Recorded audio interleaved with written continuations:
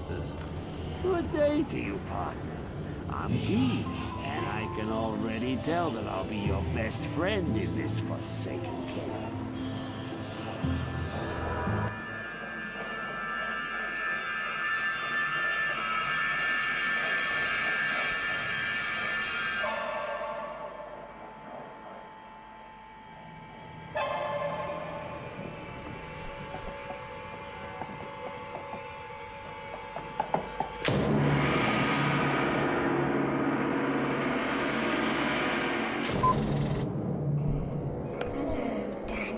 Hey guys, Wheat Solo here, aka the Skeleton King.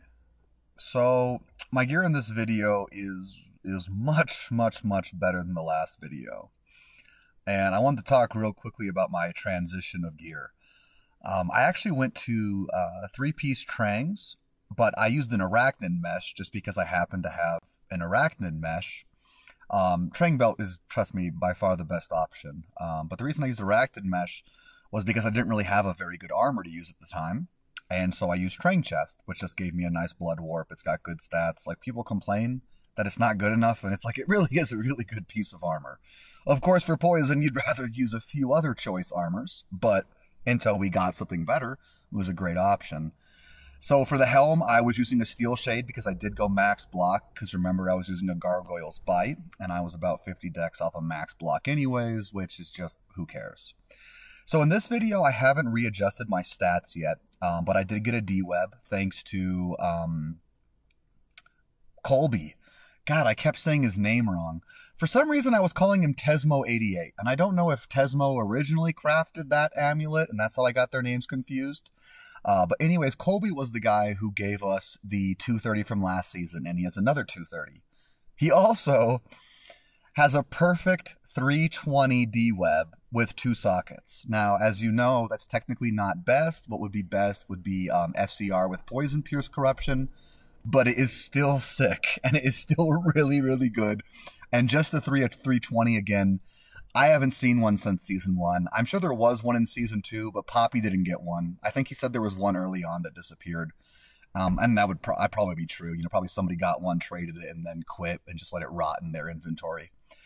Anyways, quick side note, if you guys have cool gear and you end up quitting, don't just let it rot in your inventory. Like, just give it to somebody. Like, it's just fun to be able to play with items that you might only get one of in a season, like 230s, 320 amulets, you know, perfect D-webs, these sort of very special items.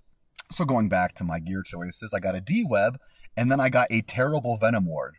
It's 3 sockets, which is great, but it's only minus 14 pierce, and obviously I don't have any poison facets yet. In fact, the only poison facets on this build are on the D-web that he generously gave me. He also let me slam one, and I'm going to put that slam into his video whenever he sends me one, because it was another very good D-web. So in the Venom ward, I put 3 orcs in it, because light res is generally a hard resistance to get as Poison Necromancer. So I have this strange armor, which is Venom ward, which helps me out with poison res, but it does give me 14 poison pierce, which is better than a Trang chest. So then I slapped on a Trang belt, because then I no longer need that +1 skill from the arachnid mesh. The lost FCR is kind of annoying. I'm playing with 30 FCR in this video, and I don't know how people recommended that this was all you needed. Like, I remember people were saying 30 or 48 is fine. It's like, no, it's 48 or 75. Like, I don't know how people play a Necromancer with 30 FCR. It drives me nuts. It's awful. As you can see, I'm running Sanatorium, and I know some people don't like this map. I would say the layout isn't the best. It's not because I don't think the layout is good enough. It's like this grid, but you can kind of port in the middle. And I think if you figured out where to port in between the larger rooms, it would actually be a very smooth playthrough. I think the biggest problem with the map is that people overestimate the souls that spawn.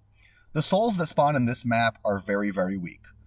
Caveat: if those souls happen to be affected by a might, a concentration, a fanaticism, or any 2 of those combinations, their lightning is actually based on weapon damage. So when they get affected by might, fana, concentration, their lightning gets buffed. And even though they're pathetically weak and like a pack a champ pack can hit you and I won't die. I have like 77 light res because the Trang belt is 2 max res.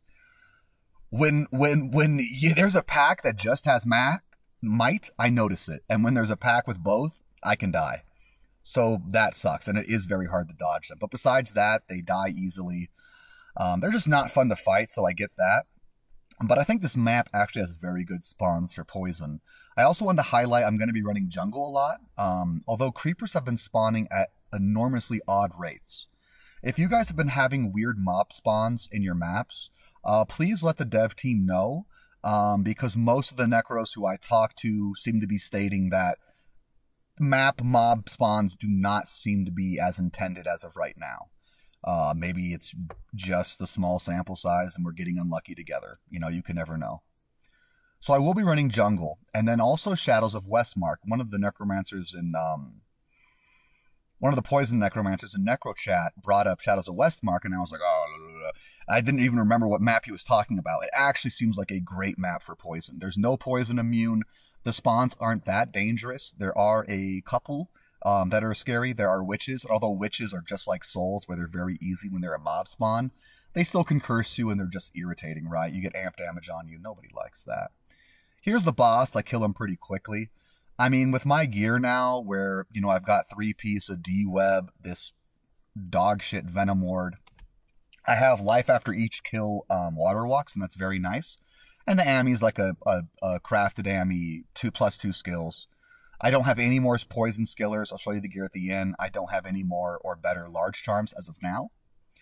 But basically, I'm basically at the point where in Woog's charts, I can do T1s and kill basically almost everything with 1 Poison Nova cast, except for certain champs and elites that take 2. As you'll notice, since my Blood Warp isn't even at 0-second cooldown, I kind of just run and cast Poison Nova twice on every enemy anyways. So for anyways, sorry, I had to talk to somebody for a second.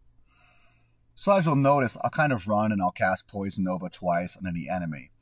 But there is one big thing I'd like to do with my build. For one, I'm going to get that 8th revive and just max out revives because they're very useful. I'm a huge golem fan, but budget golems just don't quite work as well. They really need those passive plus skills for, you know, that 20 GM 1 hardpoint golem to work. I do have the space for an iron golem. I will make one at one point. You can make one out of like the resist fire auras or the resist cold auras. I have a few lying around. I just haven't bothered to yet. But what I'd like to do is I'd like to get rid of the Act 3 Merc, and I've been very frustrated with the Act 3 Merc as a budget poison necro.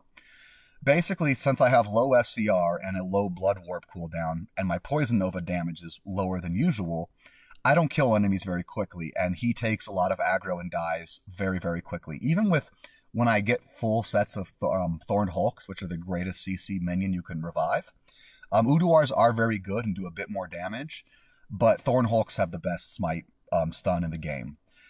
He dies all the time, and it's just worthless to have a Merc who's dead. And so I actually went back to Act 5 Merc, and in the next map, I'll show him off, and Act 5 Merc is awesome. Like, he's literally the new Act 3 Merc. You just put him on any build, and he makes your build better. Because he gives you battle orders, which, you know, I don't have a CTA yet. He does very good damage. He gives a battle cry, you know, which my revives do a bit more damage. And I feel like with him, he takes aggro off of me and doesn't die as much. Now, yes, he does get himself killed sometimes. But honestly, considering how much the Act 3 Merc dies, for right now, it's a good change. Well, I think that's about it, guys. So, Skelly King out. GG.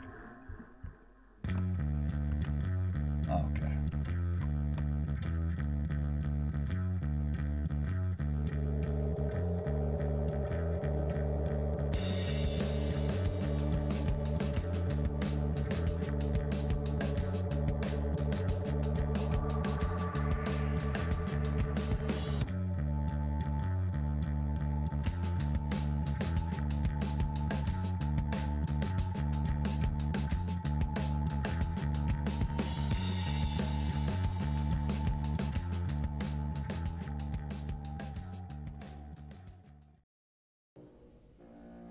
Come and play with us.